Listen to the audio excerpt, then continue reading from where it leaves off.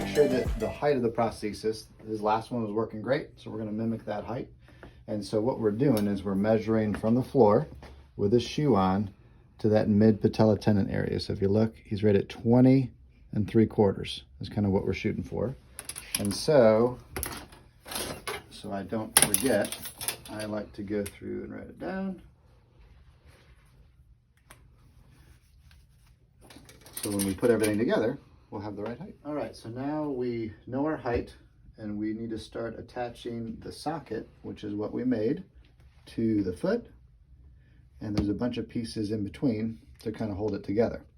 The first thing that I'm attaching here is the distal male pyramid, but this also includes, we talked about the suspension that we're using that is a hybrid locking and suction suspension style. And so this piece that we're putting on, this pyramid that we're putting on, has a lock incorporated into it. This will go at the end of the liner that Gilbert will wear. As he slides inside the leg, you can hear it click. It's locking in place. The button pushes it out. We'll cut this a little bit shorter, but it's also airtight. So when he slides into the socket, not only will it be able to click in place, but we also will have an internal seal on his liner that will help to make sure that it is airtight, which helps to reduce rotation and pistoning inside the socket, which will help with comfort as well and stability. So we have our height. Again, we're going after 20 3/4 inches. And so to connect the foot to the socket, we have this first piece that is called a tube clamp. I'm sorry, this is called a pylon. Think about this like the shin bone, all right? And then we are going to attach on the top of this a tube clamp, which allows us to rotate the foot in the correct position. And so this is the tube clamp here, slides on top, again allows us to rotate back and forth. We have the distal male pyramid that we had put on already, with a button coming off on the medial side or on the inside. And you can see right now, well, you may be able to see, you may not be able to see, but the whole height of the prosthesis is much too tall, much too tall. So again, we're going to cut this down to the correct height, but we need to know how far to cut down. So we're putting all these components on initially, tightening down these screws, these set screws that attach the socket down to the pylon. Again, we can rotate it around. We'll get our final alignment a little bit later, but I need to get a good take on our height so we know how much to cut down. So when we're measuring, again, going to that mid patella tendon area, I'm at 28 1/4, okay? And I want to go down to 20 3/4, so I need to cut the pylon here and slide this down to get the appropriate height. Okay. So again, we have our 20 3/4, 28 1/4 that we need to go down. So we going down.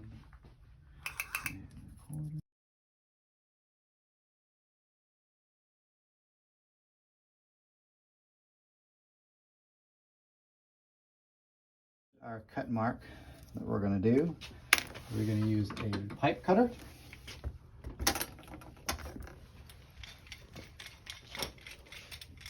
And we're going to open this up.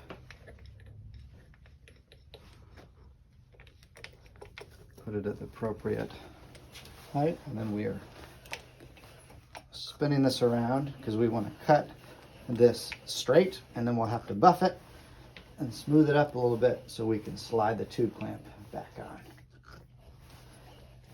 This is an aluminum pylon, which this style pylon is weighted up to 300 pounds. which our patient is much underneath that, which is great. So that comes off, have it cut, but it's very rough, so we want to smooth that up. And we'll go back over to the router to do that.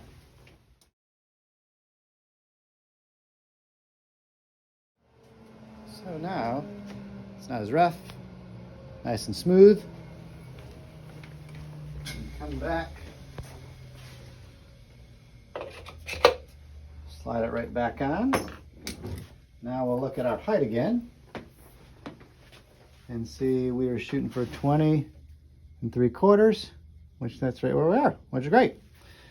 All right, so now the last thing we're going to do before we go in to see the patient, we're going to cut this button down a little bit shorter so it's not sticking out so far. And we're going to go through our initial alignment, which we call our bench alignment, to make sure when the patient is standing, they're not falling to the side or forward or back. And then we'll do more of what we call a static and dynamic alignment actually on the patient. So what we're going to do with our button here, it just slides right off. And we're going to cut that shorter, right in through here. So we're going to come over to our vise.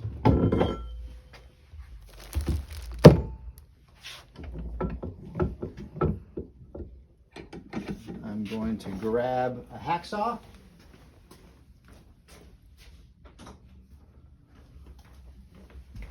I have just a normal hacksaw that I'm going to use here. And I'm going to cut this down.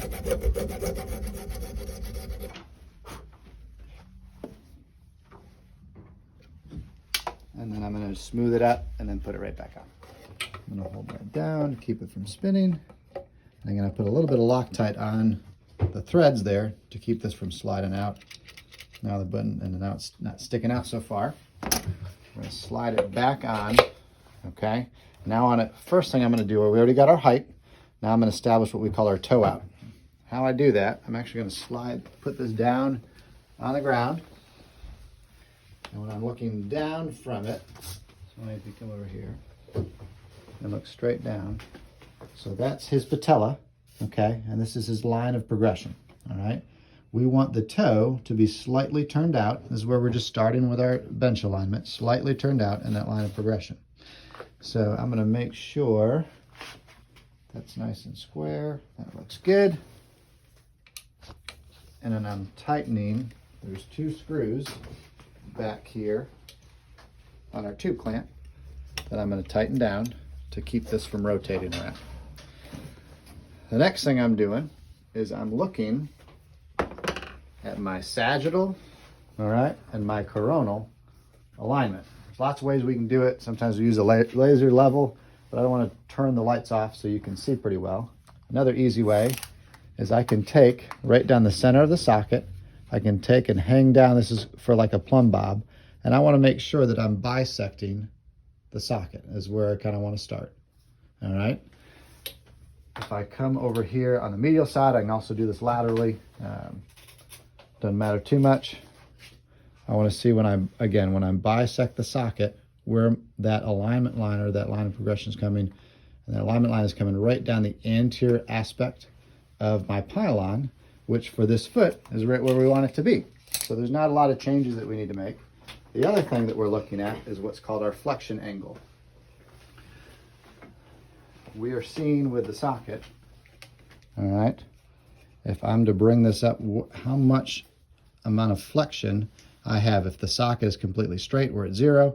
As we flex backwards, and this is like them flexing their knee, okay, we can have more and more flexion. So I bring it to that mid patella spot, all right, and then I'm bisecting the socket. So I have very slight, maybe just a couple degrees of flexion.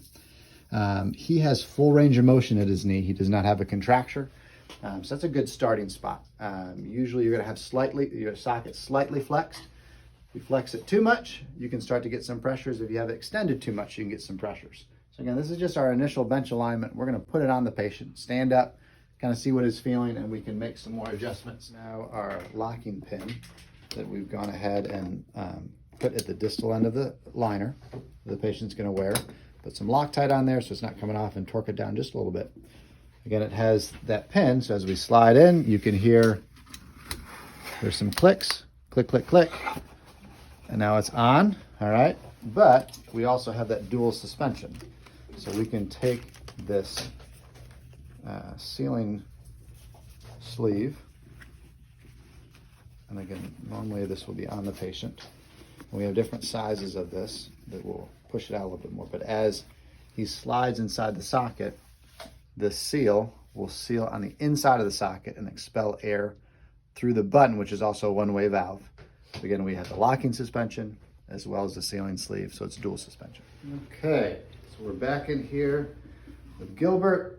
We have his liner here that we're going to slide on. It's a dermal liner. It has some aloe on it, so sometimes the first time we slide it on, it's a little greasy. So what we're going to do, when we're sliding on the socket, okay, we have that pin again coming down. We have our patella cut out right in through here. So this should slide right over top. Good. Awesome. So we're going to get it close there. We're going to bend your knee a little bit. And then what I want you to do is I want you to grab on the bars here and go ahead and stand up. And pick up and push down until we're going to hear that click in just a minute. There we go. A couple clicks, a couple more clicks. Now this pin is not as long as the other one, so you won't have as many clicks. But right there, what I want you to do, bring your other foot forward so they're about shoulder width apart. First thing we want to do is just look at the height. Okay? And how we're going to do that, I'm going to come behind you. How does that feel, Gilbert? As far as the height. It feels, this side is a little bit higher, not, Okay. Not much, but. So we're finding his pelvis. This is his posterior superior iliac spine, or his PSIS. And maybe just a little bit, so we can see kind of that angle, how we're coming down here, that we're just a little bit taller there. So we want to bring it up here. So what we're going to do, we're going to put some material underneath his right foot to see how far we're off. Go ahead and pick up your right foot for me, Gilbert. All right. I think maybe still a little bit more. I think you're still a little high.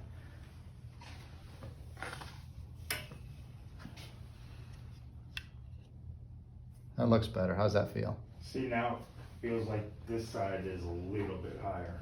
Okay. Let's do this. Pick up that foot again. And let's do this one. This is a shorter one. How does that feel? More even. Yeah, that looks good. So we found a couple of things when we were doing that first initial fit with Gilbert. We were a little bit tall, not by a lot, just by a little bit. And so we put these pieces underneath, and we were able to get a level pelvis with these pieces of plastic. So what we do is we're going to measure how much we have here, which is just about 1/2 inch. And that's what we're going to shorten this by. And I'll show you another thing that we're going to do as well, because we had a little bit of pressure on his medial hamstring. But first, I'm going to mark how much we're going to shorten the pylon to get to our correct height. Oops, sorry. Mark that, and we're going to go through the same process we did before as far as cutting this with a pipe cutter and smoothing it up. The other thing we saw is when Gilbert was flexing his knee, he was getting some impingement on his medial hamstring. Remember, we talked about the medial hamstring is much more medial or towards the center than the lateral. And this is kind of where he was getting pressure. We have that relief, kind of the apex is right here. We're almost having to move it over a little bit. So what we're going to do is we're going to bring this down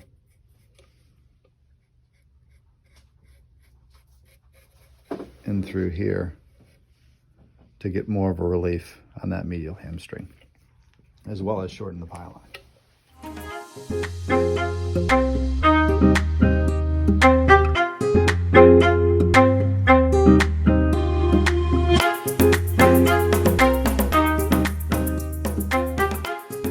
that pylon? So it's tilted in just a little bit, so we may need to adjust for that, but I want to see as he's walking. So go ahead and walk again for me, Gilbert.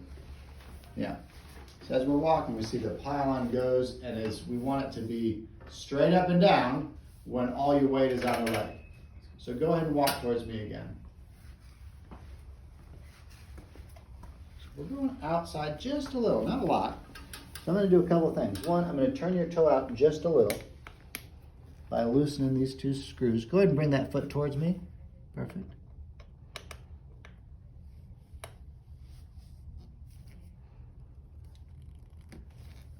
Put a little bit of pressure on the foot.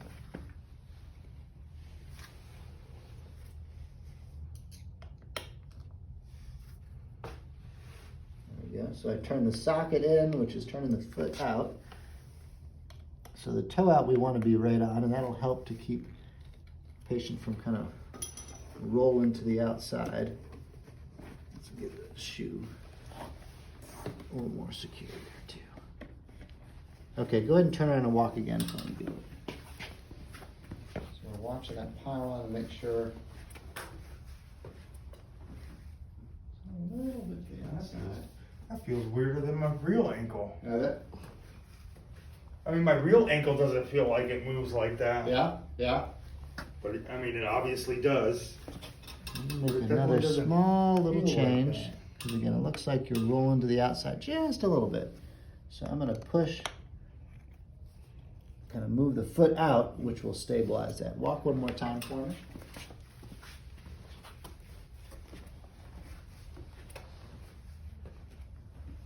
And then back towards me.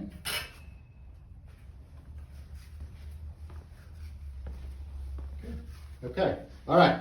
So now what we're going to do, we're actually going to go and start to program the foot.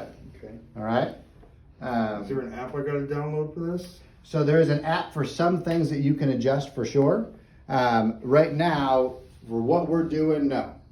All right, so we're going through our initial auto adjustment with the proprio foot, and you can see from the screen here, we're going through and making progress, and we just finished this auto adjustment. And so what that did is it is seeing how you walk and adjusting the hydraulics in the ankle to move appropriately. Nice. Okay? So now what we're going to do is we're going to come back in over here for just a moment.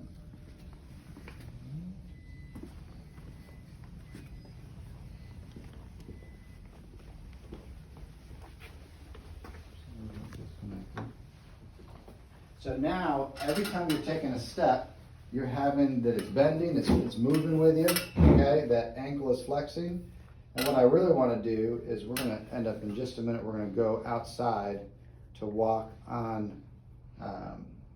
some slopes and grades so you can feel the difference as the ankles move, especially when you're going up and downhill. And then keep going all the way up so you're going up the ramp.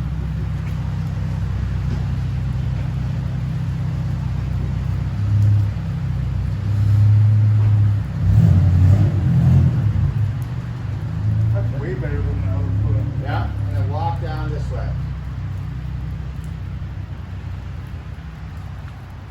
See how it's getting? Oh, you don't even know how better that feels in that other leg. Good. Trying to go up and down a hill, and that's Good. not even as tall as the hill in my house. Yeah. So I know that. Yeah. You don't even know how good that feels. Oh, good. To not have to be constantly on my your toe toe. the whole way up a hill. So this way I'm not feeling flat-footed. Awesome. Let's go up and down one more time.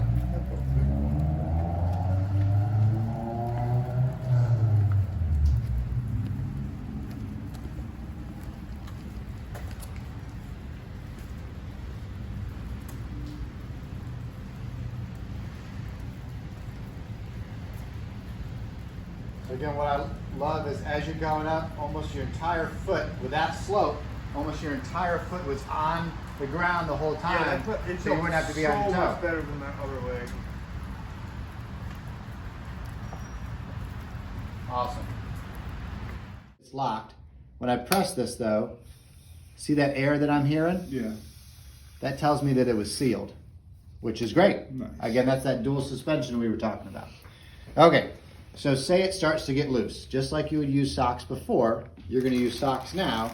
There's two different thicknesses. The yellow one here is a 1 thickness or 1 ply. The green is a 3 thickness or a 3 ply, all right? So if it's feeling loose, just like with the other ones, you start with a single ply and work your way up.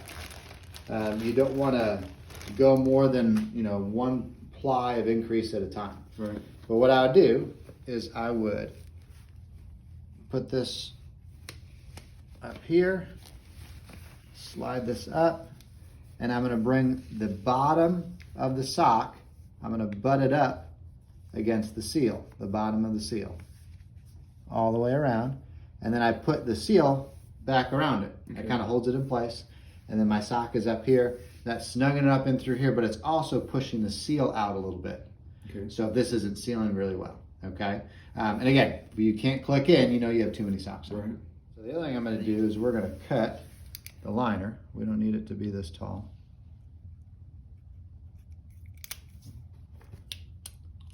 So we're gonna make a little mark where we'll cut it. We'll cut both of them. And then I'm gonna Loctite everything and torque down the set screws, and we're set. Everything looks fine, no excessive redness anywhere that we're concerned about. A little pinkness in through here, but I nothing. get that even in that leg. I get that from the the liner. But all that looks fine. Again, it blanches well, and that will go away. And if we have too much, we can always create reliefs in those spots. But it looks good. All right, so that's the process with making a direct socket for a transtibial patient. Again, with Gilbert, we're gonna end up with this outer layer. We're gonna do a second lamination to kind of get the fabric looking a little bit nicer than it is. Big differences that we saw too was switching from more of this K2 functional level prosthesis to a K3. When we were outside, Gilbert was really talking about how much easier it was to walk up and down a hill, which was really the main goal of why we wanted to switch to this. But we also have a slightly different suspension. It's not just the pin lock that he had here. We have the lock as well as the sleeve, so it's suction and locking. But overall, I think it worked out really well. And we're gonna send Gilbert out for a couple weeks to try it out, and we'll have him back in here so we can check it from there. But thanks for watching.